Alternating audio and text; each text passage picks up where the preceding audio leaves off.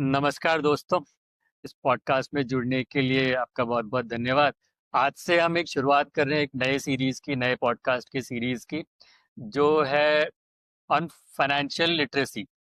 Financial literacy से related ही इसमें content वगैरह हम लोग जनरेट करेंगे, लोगों के साथ बात करेंगे जो कि एक्सपर्ट्स हैं और जो अपनी राय से अपने एक्सपीरियंस शेयर करते हैं इसमें।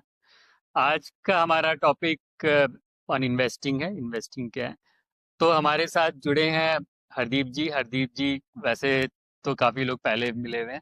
हरदीप जी बाय प्रोफेशन एग्री में है, फार्मिंग कम्युनिटी में है, काफ़ी टाइम से कर रहे हैं, बहुत लंबा इनका एक्सपीरियंस और काफ़ी सारे एग्री रिलेटेड बिजनेसेस वगैरह भी वो मैनेज करते हैं।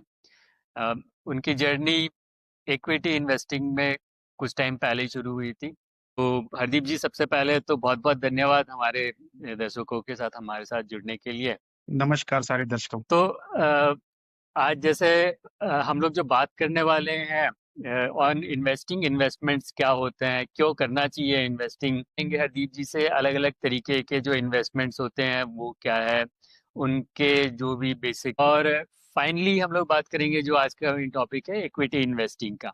इक्विटी इन्वेस्टिंग क्या है? जब हम इक्विटी इन्वेस्टिंग या स्टॉक मार्केट इन्वेस्टिंग कहते हैं तो एग्जैक्टली ये क्या होता है वो हम आज समझने की कोशिश करेंगे। और फाइनली इक्विटी इन्वेस्टिंग मतलब सुनने में और सब कोई करते ही है, बट उसमें क्या क्या चीज़ों का ध्यान रखना चाहिए, किन सब चीज़ों पे आपकी नज़र होनी चाहिए before you get into equity investing. तो वो सब आज हम समझने की कोशिश करेंगे। आप दर्शकों को ये भी बता दें कि अगर आपके कोई भी और सवाल हो तो आप ज़रूर कमेंट्स वगैरह में हमें उनमें कर सकते हैं। आगे हम लोग इस पे और भी टॉपिक्स पे अदीप जी से भी उस पर अपनी राय लेते रहेंगे।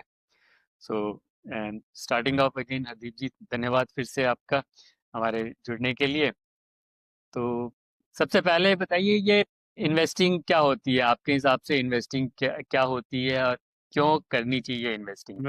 विकास जी, जो कि आपका सवाल है कि इन्वेस्टमेंट क्या है और हमें क्यों इन्वेस्टमेंट करनी चाहिए, तो ये बहुत ही बेसिक सवाल है जो कि मतलब किसी भी इंसान को सोचेगा कि मुझे पता ही है कि क्या होता है। पर फिर भी हम इसको अगर सरल भाषा में समझाएं तो इन्वेस्टमेंट वो है जो कि आप किसी बिजनेस के लिए करते हो जिसका कि आपको रिटर्न कोई बिजनेस करके आएगा, या इन्वेस्टमेंट आप किसी प्रॉपर्टी में करते हो, किसी फिजिकल एसेट में करते हो, या आप किसी बैंक में करते हो, या आप इक्विटी किसी भी यहाँ जगह पे आप जिसको इन्वेस्ट करते हो और आपको रिटर्न्स की उसमें उम्मीद होती है कि मुझे एक फिक्स टाइम में एक फिक्स इंटरेस्ट और या उसका जो रिटर्न है वो मुझे मिलेगा। तो ये तो बेसिक परिभाषा हो गई कि इन्वेस्टमेंट है क्या। और हमें क्यों करनी चाहिए, तो ये है कि साल दर साल जो हमारा इन्फ्लेशन बढ़ रही है, महंगाई दर बढ़ रही है, तो उसके लिए हमें साल दर साल हमें भी उतना अपनी इन्वेस्टमेंट के हिसाब से अपनी वैल्यू बढ़ानी है, अपनी वेल्थ क्रिएट करनी है, ताकि हम उसको उसका उस वो हमें ओवरलैप ना कर जाए इन्फ्लेशन। तो हम्म। ये बिल्कुल सरल भाषा में जो इसका जवाब है कि हमें महंगाई दर के साथ कम से कम उतना अपनी वेल्थ बढ़ानी है ताकि हम उसको मेंटेन कर सकें जो लाइफस्टाइल हम अभी जी रहे हैं। अगर हम उसको उससे पीछे रह जाएंगे तो हमारी वेल्थ धीरे धीरे कम होती। तो जो इन्वेस्टमेंट है वो हर किसी के लिए जरूरी है। मतलब ये पहले से ही, पहले भी हमारे पुराने बुजुर्ग सोना खरीद के रखते थे कि मुश्किल टाइम में हमारे काम आएगा, या प्रॉपर्टी में इन्वेस्ट करते थे ताकि जब तक हम काम कर रहे हैं, हम लोग कमा रहे हैं, तब तक तो ठीक है, हमारा काम चल रहा है। पर उसके बाद जब हम काम करना बंद करेंगे, या कोई साधन, कई बार कोई प्राकृतिक आपदा आ जाए कि आपकी जो काम है वो बंद हो जाए, जैसे कोरोना में बहुत सारे लोगों का नुकसान हुआ, तो ऐसी हम्म। सिचुएशन के लिए या फिर फ्यूचर के लिए हमें पैसा इन्वेस्ट करना चाहिए ताकि हमारे जो आने वाला टाइम है वो सेफ और सिक्योर रहे। बहुत सारे, मतलब इंसानों को छोड़िए, तो छोटा सा एग्जांपल है कि जो जानवर भी अपने लिए स्टोर करके रखते हैं, जैसे हम्म। गिलहरियां हैं वो भी स्टोर करके रखती हैं, और बहुत सारे जानवर हैं जो मतलब अपने फ्यूचर के लिए जमा करके रखते हैं। तो वो करते हैं तो हमें भी जरूर कर लेना चाहिए। और हमें नहीं पता कि कब आने वाले टाइम में कब हमें जरूरत पड़ जाए, तो हम उस इन्वेस्टमेंट को यूज कर सकते हैं उस टाइम अपने खराब समय में। हरदीप जी, मतलब आपके हिसाब से क्या क्या इन्वेस्टमेंट्स जो अ, हमारे जैसे जो मिडिल क्लास लोग हैं, क्योंकि इन्वेस्टमेंट वैसे तो हजारों है तरीके के लिए, अलग अलग लोगों के लिए अलग अलग ऑप्शंस खुल जाते हैं, बट हमारी तरह के जो मिडिल क्लास है, एक सीमित जिनकी रिसोर्सेज है, उनके लिए क्या क्या ऑप्शंस है और उनके बारे में थोड़ा सा आपके हिसाब से क्या क्या है, थोड़ा बताइए जरा। जी, जैसे कि आपने बताया विकास जी की बहुत सारी तरह की इन्वेस्टमेंट है जो लोग कर सकते हैं, पर जो बेसिक जो मेजोरिटी ऑफ पीपल जो करते हैं वो मैं आपको 4-5 जो इन्वेस्टमेंट्स है उसके बारे में थोड़ा बताने की कोशिश करूंगा। तो सबसे पहले तो जैसे हमारे आज से 30-40 साल पहले बहुत प्रचलन था कि आप एफडी करवा दो। तो एफडी एक अच्छा साधन है, सिक्योर साधन है।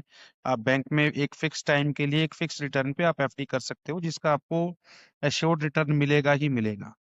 तो बैंक एफडी एक बहुत सिक्योर साधन है आपके लिए, मतलब अगर किसी ने बिल्कुल ही सेफ काम करना है तो बैंक में एफडी कर सकते हैं। पर उसके कुछ फायदे और कुछ नुकसान हैं जो मैं आपको थोड़ा इलेबोरेट कर देता हूँ। तो एफडी के फायदे जो हैं वो ये हैं कि आपको एक फिक्स रिटर्न मिल जाता है और आपका रिस्क जो है वो मिनिमाइज हो जाता है। और इस ये इसके दो फायदे हैं, और इसके जो दो एक दो नुकसान है वो भी मैं आपको बता देता हूँ। कि मोस्टली अभी जो एफडी जो बैंक्स का रिटर्न रेट है वो 6 से लेके 8% तक मोटा मोटा वेरी करता है।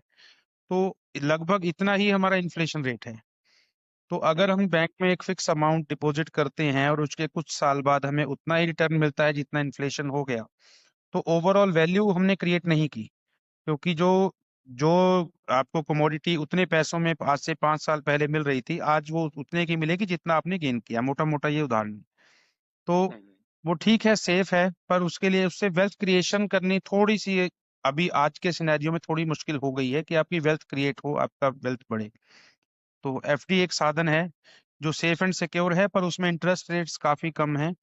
और इसमें एक ये है कि आपने एक फिक्स अमाउंट पैसा अपना बाउंड करके एक जगह पे रख दिया जिसको आप यूज नहीं कर सकते। उसके बाद बॉन्ड्स हैं, बैंक से रिलेटेड जो हम बॉन्ड्स ले लेते हैं, सिक्योरिटी बॉन्ड्स। तो उसमें हम वो भी मैं थोड़ा इलेबोरेट कर देता हूँ कि बॉन्ड्स होते क्या हैं, गवर्नमेंट के होते हैं या कंपनीज के होते हैं। तो उसमें ये है कि एक इन्वेस्टर जो कि अपना पैसा दे रहा है बॉन्ड्स में, उसका पैसा एक फिक्स रिटर्न में वो एक फिक्स टाइम के लिए सेम एफडी टाइप वो चला जाता है, जो कि गवर्नमेंट यूज करती है या दूसरी इंडस्ट्री यूज करती है। अब उसमें यह है कि नॉर्मल एफडी से थोड़ा सा उसका जो रेट ऑफ रिटर्न है वो थोड़ा ज्यादा होता है, रेट ऑफ रिटर्न पर उसमें यह है कि वो उतना सिक्योर नहीं है जितना एफडी है। तो उसमें यह है कि जिस जिस ऑर्गेनाइजेशन में आपका पैसा गया, अगर वो बैंक डिफॉल्टर होती है तो वहां थोड़ा रिस्क आपके लिए रहता है। तो ये चीजें हैं, मतलब बैंक एफडी और जो बॉन्ड्स हम लोग खरीदते हैं। तो बैंक से रिलेटेड मेजोरिटी ये दो टाइप की इन्वेस्टमेंट्स हैं जो लोग करते हैं। उसके बाद ये आ गया कि हमने कोई फिजिकल मेटल खरीद लिया जैसे सोना चांदी। तो हमारे भारत में खास तौर पे ये बहुत प्रचलन है कि लोग सोने में इन्वेस्ट करते हैं या चांदी में करते हैं। तो वो भी लोग करते हैं, वो भी कर सकते हैं, वो भी एक टाइप ऑफ इन्वेस्टमेंट है। और उसमें उसमें आपको ये बैंक एफडी के अगेंस्ट ये है कि उसकी वैल्यू बढ़ सकती है, पर वो आपको कोई फिक्स रिटर्न आपको एश्योर नहीं करता। तो फिजिकल जो मेटल है उसमें ये है कि सोने का रेट अभी जैसे ट्रेंड है कि सोने का रेट बढ़ रहा है, पर अगर पिछले 20 साल का हम कंपैरिजन करें तो कुछ टाइम के लिए रेट बढ़ता है, फिर कुछ टाइम स्टेबल हो जाता है। ये है कि उसका रेट कम नहीं हुआ। तो ये एक प्लस पॉइंट है सोना खरीदने के लिए। पर वो कितना बढ़ेगा कब बढ़ेगा कोई एश्योरिटी नहीं है। और दूसरा इसमें प्लस पॉइंट ये है कि सेफ है, आपके प्रेमिसेस के अंदर आपकी जो इन्वेस्टमेंट है वो मार्केट पे डिपेंड करेगा कि वो कब बढ़ेगा कितना बढ़ेगा। अभी ट्रेंड है तो थोड़ा बढ़ रहा है, तो इसीलिए मार्केट काफी एक्साइटेड है सोने और चांदी को लेके। पर उसका एक जो ड्रॉबैक है वो ये है कि आपने जो पैसा लगाया, अभी वो पैसा आपका ब्लॉक हो गया, उस पैसे को आप बिजनेस में नहीं लगा सकते। और अगर आपको एकदम से कभी जरूरत है तो जो मार्केट प्राइस है आपको सेम प्राइस पर ही उसको सेल आउट करना पड़ेगा। तो वो थोड़ा सा लॉन्ग टर्म का गेम है कि इमीडिएट उसमें बहुत ज्यादा रिटर्न हम एक्सपेक्ट नहीं कर सकते। और थर्ड टाइप ऑफ इन्वेस्टमेंट जो है म्यूचुअल फंड्स, जो लोग अभी करते हैं म्यूचुअल फंड्स में इन्वेस्ट करते हैं। तो म्यूचुअल फंड्स बेसिकली क्या है कि आपका जो पैसा है वो एक कंपनी जो है वो आपसे लेके आपके बिहाफ पे उसको इन्वेस्ट करती है मार्केट में, और वो इक्विटी या शेयर्स जो है वो खरीदती है।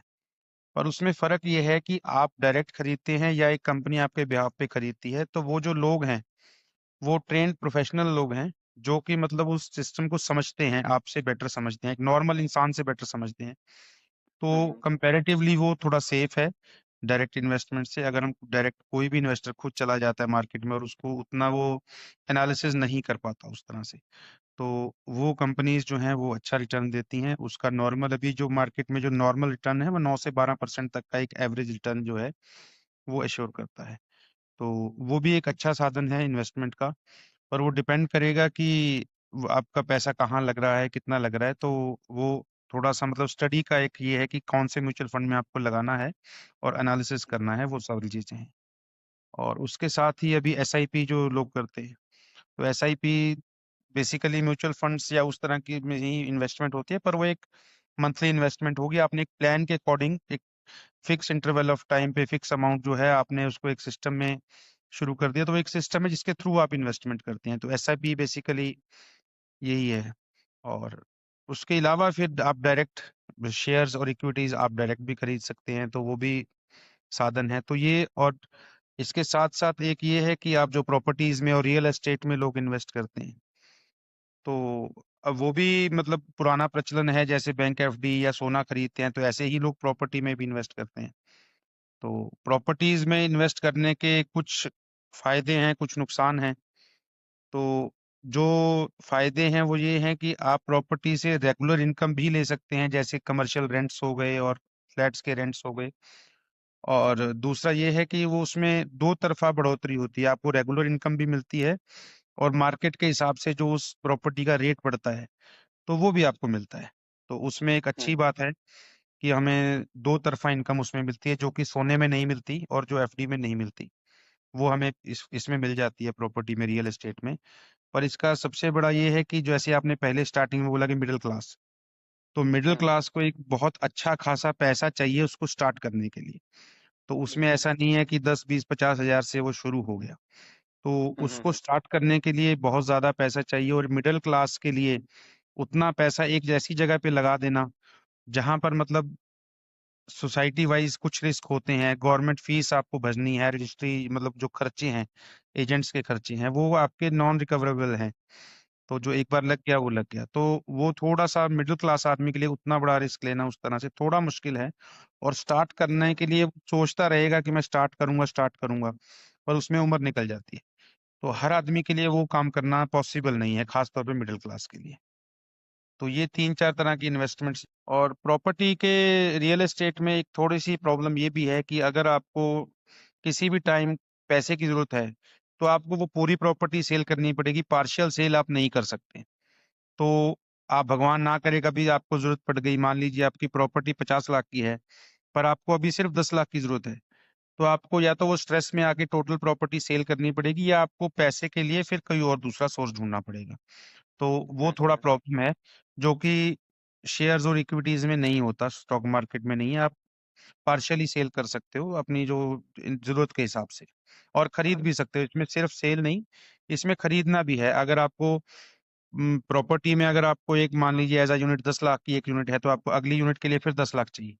पर शेयर्स में आप पार्शियली इन्वेस्ट, और उसके लिए रिसर्च भी आपको खुद करनी पड़ेगी सर। आप मार्केट रिसर्च पे हम्म, डिपेंड नहीं रह सकते, आपको हर प्रॉपर्टी के लिए खुद मतलब बहुत सारी रिसर्च करनी पड़ेगी, बहुत सारी गवर्नमेंट की जो चीजें हैं वो देखनी पड़ेंगी, एरिया देखना पड़ेगा, और हो सकता है आपको ट्रैवलिंग भी करनी पड़े उसके लिए बहुत ज्यादा। तो आपका जो बिल्कुल, ओरिजिनली आप काम कर रहे हो वो भी डिस्टर्ब होगा सर। बिल्कुल। तो जी सर। आपने ये कई सारे मतलब ये स्टेप्स ऑफ इन्वेस्टमेंट बताए, स्टार्टिंग फ्रॉम फिक्स डिपॉजिट से लेके बॉन्ड से लेके, जो कि मतलब ये सेफेस्ट है, वहां हाँ से जी। फिर अपन बुलियन, गोल्ड मेटल्स वगैरह पे, प्रॉपर्टीज वगैरह से, और फिर म्यूचुअल फंड्स और इक्विटी, और ये पूरा का पूरा ग्राफ है जो कि रिस्क का भी आपने जैसे बताया कि सबसे बिल्कुल सेफ बिल्कुल। आपके एफडीज है, उसमें रिटर्न कम होता है, और इक्विटी में सबसे ज़्यादा रिटर्न है लेकिन उसमें रिस्क सबसे ज़्यादा होता है या खतरा सबसे ज़्यादा होता है, तो वो बिल्कुल। सिंपल सा है। तो थोड़ा सा आप डिटेल में या जो भी आप बता सकते हैं, ये इक्विटी इन्वेस्टिंग होती क्या है? स्टॉक इन्वेस्टिंग जब आप कहते हैं, जब हम कहते हैं, जी। मतलब ये क्या होता है? स्टॉक, जब आप स्टॉक खरीदते हो तो